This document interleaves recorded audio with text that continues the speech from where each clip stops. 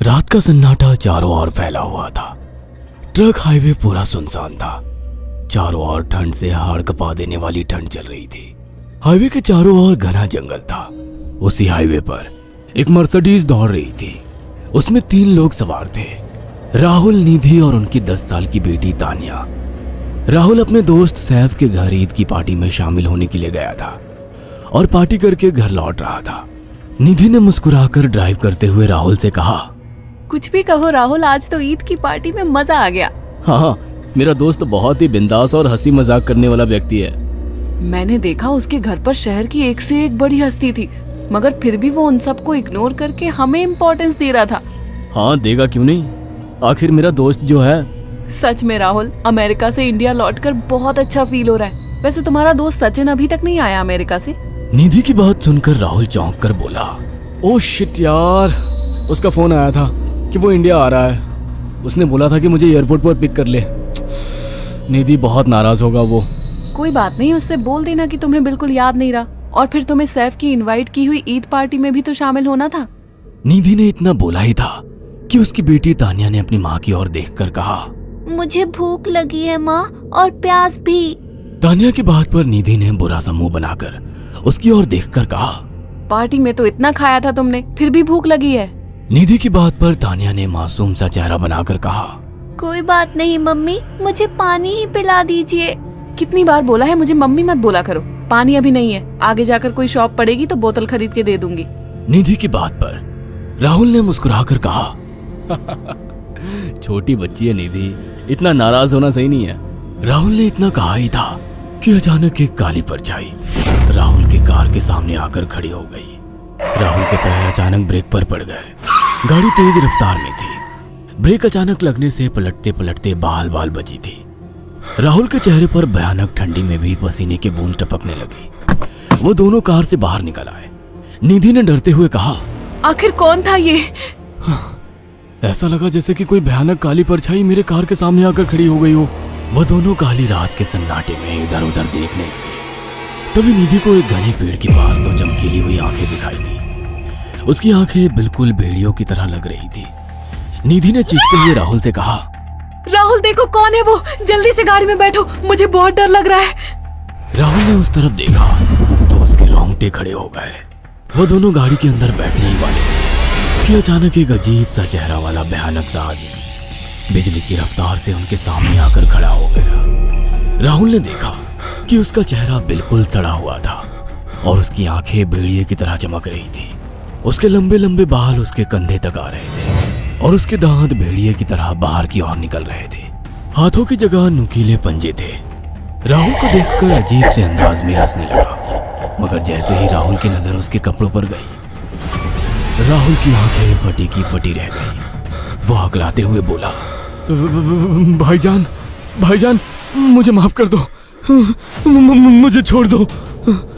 राहुल ने इतना कहा ही था कि अचानक उस अजीब से देखने वाले भयानक आदमी ने अपने पंजों से राहुल की गर्दन कसकर पकड़ ली और एक ही सेकंड में उखाड़ कर जमीन पर फेंक दी। राहुल के धड़ से लाल रंग का खून का फुहारा फूट पड़ा।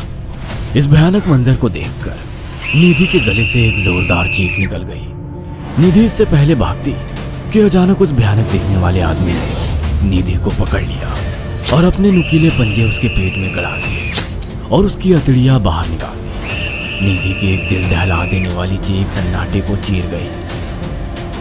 अचानक हवा का एक बवंडर उठा और वो भयानक सा दिखने वाला व्यक्ति देखते ही देखते बवंडर के साथ गायब हो गया। तानिया ने डरते डरते निधि के मोबाइल से पुलिस और सैफ को बुला लिया और कुछ ही देर में वहां चारों ओर पुलिस की गाड़ियां थी। पुलिस ने राहुल के दोनों दोस्त सैफ और सचिन को वहीं बुला लिया। इंस्पेक्टर अर्जुन ने दोनों से कहा, मैंने ऐसी हत्याएं अपने करियर में कभी पहले नहीं देखी। ये काम तो ना किसी जानवर का लगता है, ना ही किसी इंसान का। सचिन कपकपाती हुई आवाज में बोला, आप कहना क्या चाहते हैं? कुछ कह नहीं सकता। जिस किसी ने भी इन दोनों को मारा है उससे एक बात तो साबित होती है कि वो इन दोनों से हद से ज्यादा नफरत करता था। अब सारी सच्चाई तो ये बच्ची ही बता सकती है। इतना बोलकर इंस्पेक्टर अर्जुन तानिया के पास चला गया, जो बेहद डरी हुई थी। तानिया ने आंखों देखी सारी घटना इंस्पेक्टर अर्जुन को बता दी। तानिया की बात सुनकर इंस्पेक्टर अर्जुन कंफ्यूज चेहरा लेकर मोबाइल पर किसी से बात करने लगे। सचिन इंस्पेक्टर के पास आ गया और सैफ भी डरता हुआ इंस्पेक्टर अर्जुन के पास आकर बोला, क्या हुआ इंस्पेक्टर? तानिया ने क्या बताया? उसने जो बताया वो काबिले यकीन नहीं है।